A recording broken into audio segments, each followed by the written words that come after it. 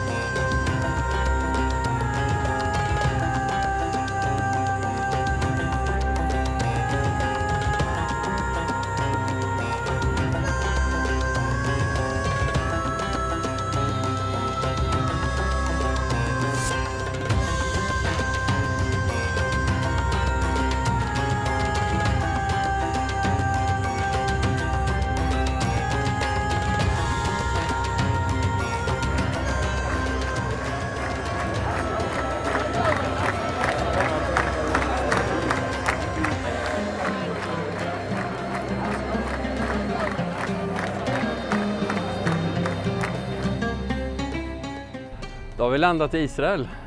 Nu är vi i Jerusalem. Precis, och inte bara i Jerusalem utan Davids stad. Davids stad. Vi är på Sion, berget som ligger sydväst om Gamla stan. Och vi har ju muren till Gamla stan bakom oss. Ja, muren och vi har Sion Gate, Sionporten. Och den porten har vi gått många gånger igenom för att komma ner till västra muren. Precis. Sion, porten, ja. De här programmen heter just Drömmen om Sion. Så det är väldigt lämpligt att vi är här, eller hur? Precis, Davids stad, Sion. Och det... Ska vi påminna om det här faktumet som vi har sagt några gånger i våra program, att Jerusalem har ju aldrig varit huvudstad i något annat land än Israel. Nej, precis. Det kan vi väl påminna om och om igen. Precis. Eftersom det är sån, just i dessa dagar, väldigt spänd atmosfär här i Jerusalem. Det är ju märkligt också för att många världsherravälden har ju ockuperat Jerusalem. Vi skulle kunna lämna i princip alla perser, grekerna, Babylonien innan det, romarriket, turkarna, Ottomanska riket, brittiska imperiet. Alla har varit här. Ja, men aldrig gjort den här staden till ett centrum. Nej. Politiskt centrum. Nej. Sen romarna jagade iväg judarna härifrån. Precis. År 70. I slutet av 1800-talet så var ju Jerusalem hade 25 000 invånare. Det är ganska otroligt att tänka sig det. Det var en ödslig plats. Och som det ser ut idag. Ja. Helt otroligt. Det är mycket som har hänt under de här åren. Mm. Och en viktig sak som har skapat nationen Israel, det är ju alla de judar som har återvänt hit i våg efter våg från slutet av 1800-talet. I år är det 125 år sedan Theodor Herzl sa: om ni vill det så är det ingen dröm. Det kan ta 5 år, det kan ta 50 år. Men det kommer till att hända. Den judiska staten kommer till att återuppstå. Det säger han 1897. Under den turkiska ottomanska tiden. Långt före första världskriget och ännu längre före andra världskriget säger han detta. Och 2 världskrig senare och exakt 50 år senare, precis som han sa, så fattar då FN det här beslutet att bilda en judisk stat här i det här området. Ja, det var ju den här delningsplanen som röstades igenom och det var 1947 och på den grundvalen så kunde David Ben-Gurion utropa staten Israel i 14 maj 1948. Och de här programmen som vi kommer att sända här ifrån Israel så kommer ju mynna ut i ett firande också år 2023. Precis, år 2023 så är det då 75 år sedan staten Israel utropades. 75 år. Och tänk så mycket som har hänt. En som har ansvaret för kontakten med alla de judar som fortfarande lever i diasporan, det är då Nachman Shai. Ja, han är ju minister då i regeringen och har ansvaret för judar utanför Israel. Som jag till exempel. Han är min minister kan man säga. Och hans föräldrar har bakgrund från Polen. Ja. Men han är själv född här innan faktiskt staten Israel bildades. Strax innan staten Israel bildades så föddes han. Och han var med på jubileet nu i 125-årsjubileet i Basel. Ja. Där för övrigt då Isaac Herzog var på samma balkong. Och intog samma pås som Theodor Herzl. Gjorde. Den klassiska bilden. Ja. Redan 1896, året innan, så skrev då Theodor Herzl den berömda boken Der Judenstaat, där han påvisade den här visionen om att judestaten skulle kunna återuppstå. Och efter sionistkongressen 1897 så sa han: i Basel så skapade jag den judiska staten. Ja. Och han skapade en världsrörelse, en politisk rörelse som så småningom kom att utmynna i staten Israel och som fortfarande är fundamentet för dagens Israel, sionismen. Okej, ska vi bege oss till departementet? Då går vi till minister Nachman Shais kontor och ministerium.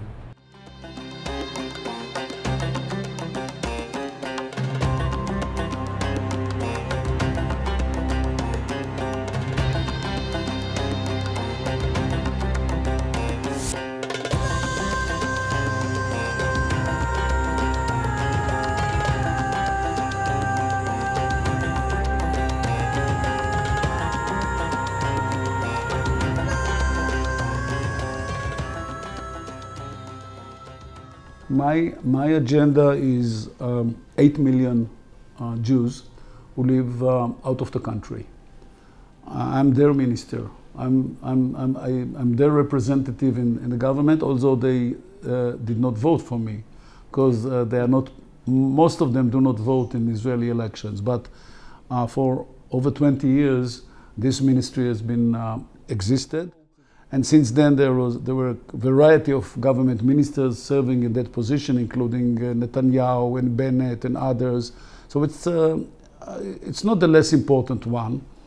And by the way, I should say that within these 8 million Jews who live out of the country, there are approximately 1 million Israelis, which means Israeli citizens who, from their own reasons, left the country and live abroad, either permanently or temporarily. So you cannot compare it to the Greek diaspora, or the Italian diaspora, or the Swedish diaspora. The relationship between Jews who live out of the country and their country is much deeper, much more. It's based on religious, it's based on emotionally involvement.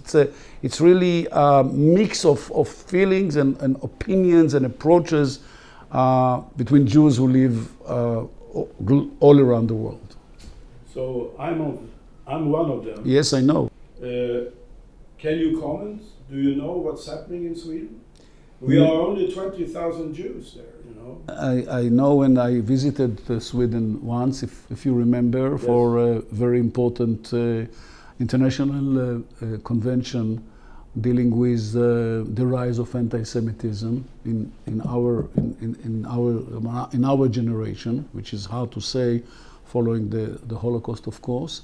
And then I learned again about the history of the Jewish community in Sweden, including specifically the city of Malmö, which once had a big Jewish community, and the Jews, most of them left, and now I think there are only a few hundred of them, yeah, which tells the whole story of maybe what happened to the Jewish community. So we are very much concerned about the fate of the Jewish community. We are concerned about the politics of some European countries, because we can see the rise of right-wing parties, not necessarily in Sweden, but also in Italy and even in France, and Hungary, of course. But that's already there. Yeah, I don't know what it means in general, but it's a source of concern to us because. Me personally, my party, this coalition, we prefer to see centrist and parties, and even my party is in the center left. When it comes to the right, we are concerned about values which are extremely important to us. It's democracy, it's freedom, liberty, civil rights, human rights, freedom of expression, and so on and so forth. And when those values are in danger, we are concerned. How do the aliyahs during the decades change the nation? That dramatically changed. Not only that it added millions of people, and now we are in Israel in general around 9.5 million people. Non-Jews around 2 million, Arabs, Christians, Muslims, and 7.5 million Jews, which is, and the country's, by the way, birth rate by itself is one of the world's highest, by the way. It's over 3 kids a family, which, you know, in Western countries, Sweden, I guess, is minus something. 1.5, I think. Well, minus 0, probably. That happens in most Western countries. But Aliyah has changed. It helped Israel, as you rightly mentioned, economically. But let's say something about culture. Those people consume culture and produce culture. And you tell them, okay, so they said, how many philharmonic orchestra you have in Israel? 1. There are few orchestras, but 1 is the major one. I said, what do you mean? In Russia, every city has its own opera house and philharmonic orchestra and few theaters and everything. They love culture. But again, everywhere you go now, it's already the second generation. The first generation had huge difficulties, but the second generations are full Israelis.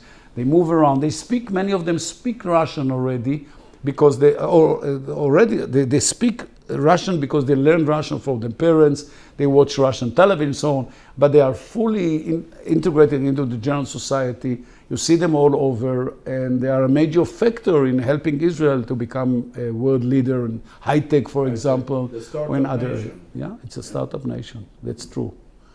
And you don't notice even their Russian accent any longer. But sometimes when you look at them, you were not born in Israel. You were born in Russia or somewhere. And by the way, when we said Russia at the time, it was the Soviet Union. Yeah. Now we know that some of them came from Ukraine, and some of them from Russia, and some of them from Georgia, and some of them from Belarus and other countries or other nations that were under Russian government. So if you look globally, you were concerned about some states in Europe, in the US, any other states around the globe that you feel that anti-Semitism is rising all over the world. It's hard to say that, and it makes us very much upset because we didn't expect that 75 years, 80 years after the Holocaust, there'll be so many cases of anti-Semitism.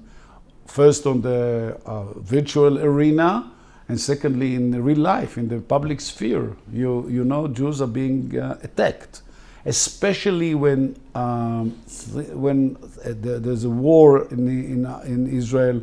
There's a clash between us and the Palestinians, all kind of military operation that revokes also a rise of anti-Semitism. And in anti-Semitism, in some cases, of course, is anti-Israelism too. When you are launching a campaign against Israel, there is kind of hidden anti-Semitism within. So this year it's 125 years since the first Zionistic Congress in Basel under the leadership of Theodor Herzl. Please comment. Well, I was there. We celebrated the 125th years of the first Congress. I was there in Basel, not 125 years ago, but this occasion, yes, I was there. And it was quite emotional. With the president. We and have a picture where he stands. I didn't take this picture. I have to apologize because there was no room. Everyone was looking, wanted to be on this the balcony watching the river. So I saved it. I didn't go there. I thought it was ridiculous. Everyone would like to be Herzl. No, there was one single Herzl in our history, and he was a visionary, really rare visionary. I think he was a prophet. You know, he was a prophet. Said, if you read his books and 1897, he said, "If you want it, you can have it." And he was right. And he was right. Yes. And he was right. But this was a way to look at our roots. Modern roots. There are deeper ones in everywhere you look around. Jews were living here, but that goes back 3,000 years ago.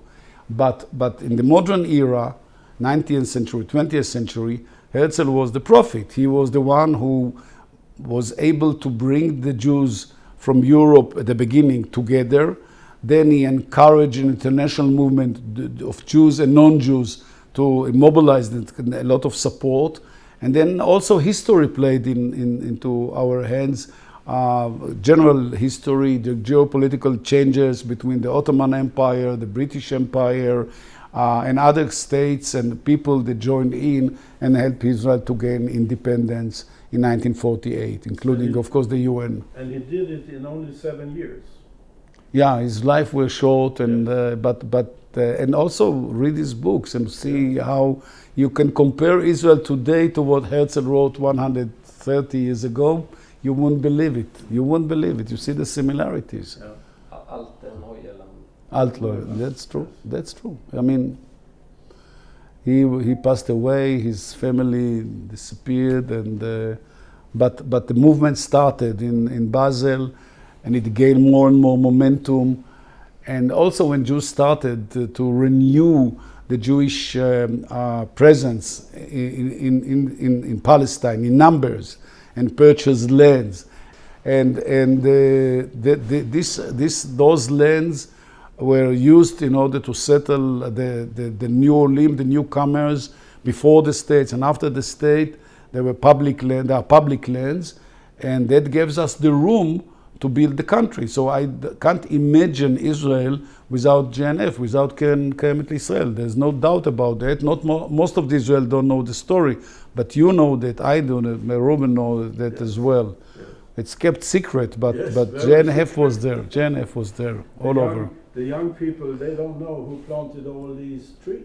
You know? The young people don't know a lot, but they have Google. They don't have to know anything. They just Google JNF and they'll read everything. That's the difference between us and them. They don't have to know, but they have to know Google or other sources of information. So KKL in Sweden, we are building a park in memory of Raoul Wallenberg. Well, where? Zorra. In Zorra? Zorra Forest. And we spoke to Isaac Herzog. He gave us full support, and he thought it was an excellent idea. Now, what do you think? I love it. I think Wallenberg deserves it, and anything that can keep the memory of people who helped the Jewish people during their history. This is the place. It can be done on Yad Vashem, where they have trees planted for the memory, and everywhere in the country. Trees is a beautiful example how to do it, but you can build buildings, you can have projects. Schools. I'd like schools. I'd like that will serve as an example that if you did something for the Jews, they remember that. They remember you, they remember your family, and they keep it in our daily life here. You know, the reason behind it was that for a number of years, the relationship between Sweden and Israel was a little bit frozen. I know. So what we KKM Sweden, we thought, how can we bring the countries more closer together? So, Raoul Wallenberg can be a key person to achieve this. It's not easy to be a Jew. I said to myself recently, I'm an Israeli. I was born a little bit before the state of Israel. I was born under the British government. But I regard myself as Israeli. I wanted one day to be a Jew and to live in the diaspora. The more I learn about the diaspora, the more I learn about Jewish life in the diaspora, I'm more excited about it. How did people for their entire history kept their Jewish life, Jewish traditions, Jewish rituals under persecution, pogroms, massacres. Jewish life continued. There's something to be a Jew in the diaspora. And the founding fathers of our nation, they all came from the diaspora. That's what's special for this diaspora. The difference between that we talked about earlier, the Jewish diaspora created the state of Israel. The diaspora, in other cases, the diaspora was created after the state. I mean, like I mentioned, Italy or Greece or whatever. People immigrated somewhere else from a state, from an existing state. In the case of Israel, the diaspora created a state. At the end of the 9th century, the beginning of the 20th century, thousands of people, scores of thousands, hundreds of thousands of people moved from all over here to this piece of land, returned to their homeland and created a state. The diaspora did.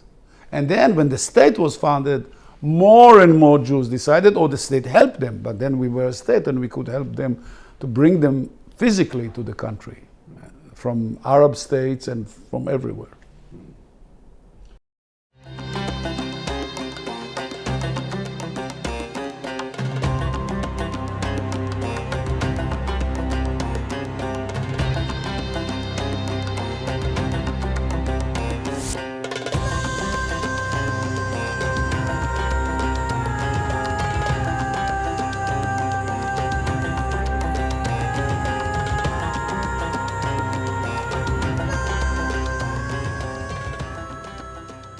Sionismen pratar vi här om då 125 år, men det är ju så att det här är ju en förankring som går tusentals år tillbaka i historien. 3000 år sedan så intog kung David intog Jerusalem och bildade då huvudstaden i riket. Jerusalem kom sen att spela en väldigt betydelsefull roll under 1000 år.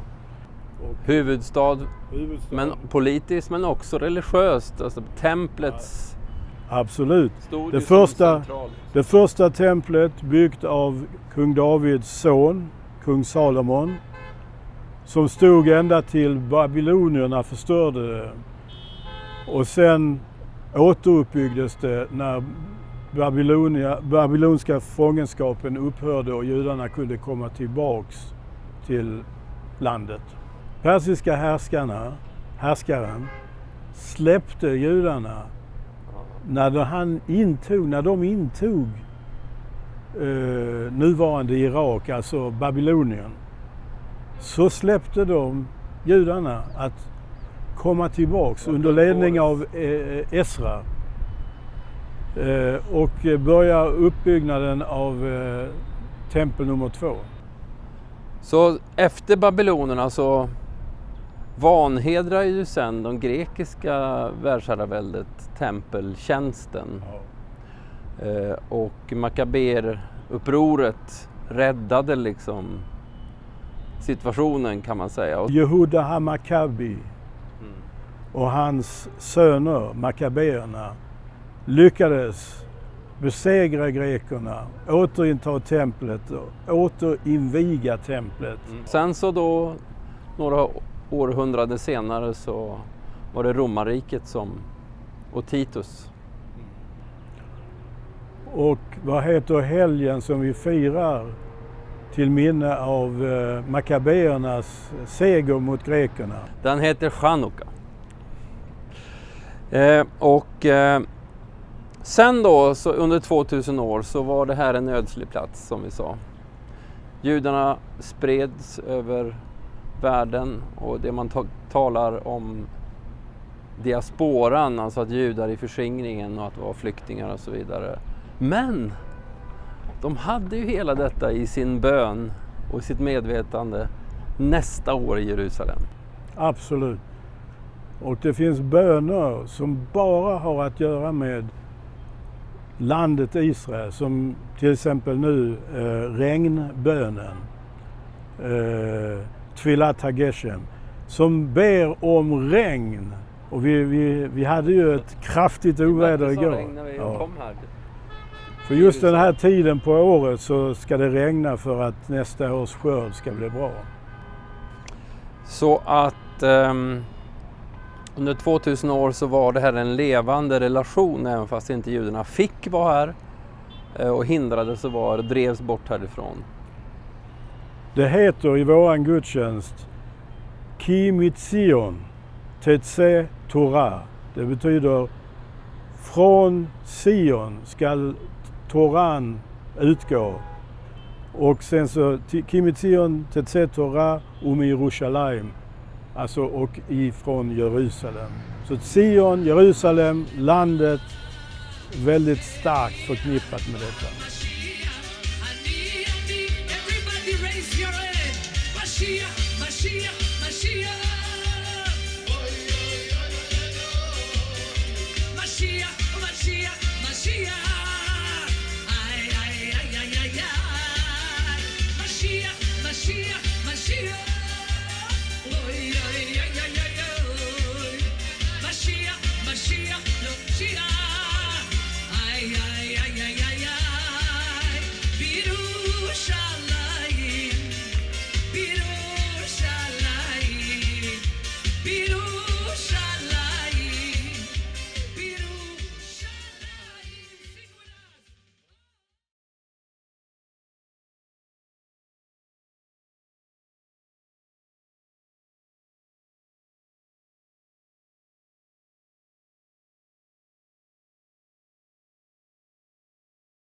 I vår fyller Israel 75 år.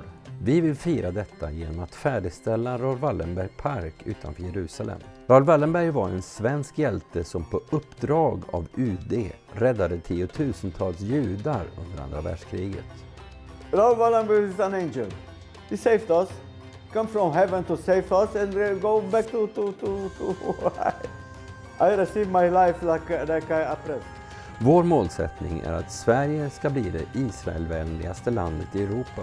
Parken är en viktig pusselbit i relationerna mellan Sverige och Israel. Fira med oss att den 2000-åriga drömmen om Sion har infriats. Fira Israel 75 år genom en jubileumsgåva. Alla som ger 750 kronor eller mer får ett jubileumsdiplom och en pin med Raoul Wallenbergs diplomatväska. Betala via Swish eller bankgiro. Märk din betalning Israel 75 år.